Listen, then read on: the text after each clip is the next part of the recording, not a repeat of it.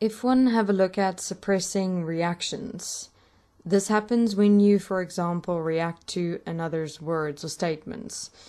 And I'm sure that most that have had relationships or partners have done this often, where the partner will say something to which one actually react, but will simply continue with the smile and nod approach, and in so doing, suppress what it is that one had actually experienced.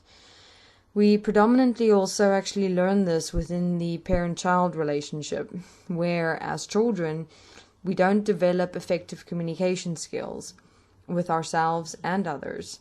And when we vocally or through behavior react to parents, we're often reprimanded and so create a fear of the consequence of reaction externally, and rather suppress it or internalize it. This being one of the advents of the creation of backchat or self-talk or imagination. Within this process, it's quite fascinating because instead of us as children already understanding our mental, emotional, feeling body development and evolution, and so how or why we react to others' words and behaviors, we act out in words and through behavior.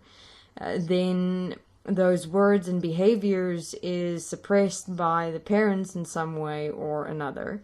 And so we internalize that suppression and never again within and throughout our lives investigate, introspect, or understand our own mind's reactions, but predominantly just internalize and suppress. Within this, we create the split between two worlds, our internal self and external self, when it comes to reactions and the suppressions thereof. For most part, if you look at how little we really are real on the outside and the extent to which we suppress reactions, experiences, mental happenings in the mind, we evolve more in ways to suppress or internalize things and put up a facade on the outside. Within this, what evolves is everything that we suppress or internalize, because it most certainly doesn't go anywhere. It stays, it accumulates, it layers.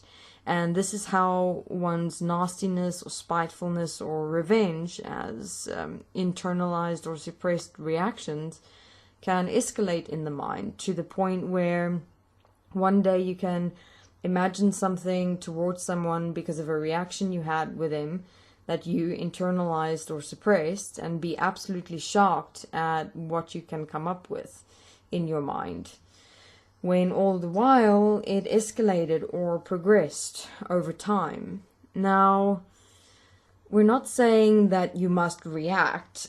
No, by no means. This is not the solution. We're saying it is to understand, investigate, and introspect your own reactions that you suppress or internalize, to sort it out, direct it, change within and as it. Because the consequence of such internalizing or suppressing of reactions is that, as I've mentioned, they escalate and evolve and can morph into a personality that can in a moment possess you and lead you to words and actions in reality that you will regret. So to ensure you don't create your own mind possessions, we suggest investigating Desteni, the Desteni process, where you'll walk through a process to understand your mind, reactions, suppressions, that only evolves consciousness and not in a good way, with the extent to which your imagination or fantasizing can take you consequentially. Thus, stop compromising self, your inner and outer world through suppression, internalizing, and hiding.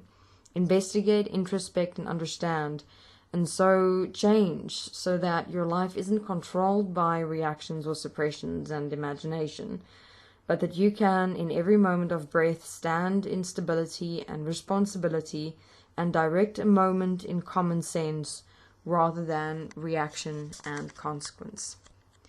Thank you.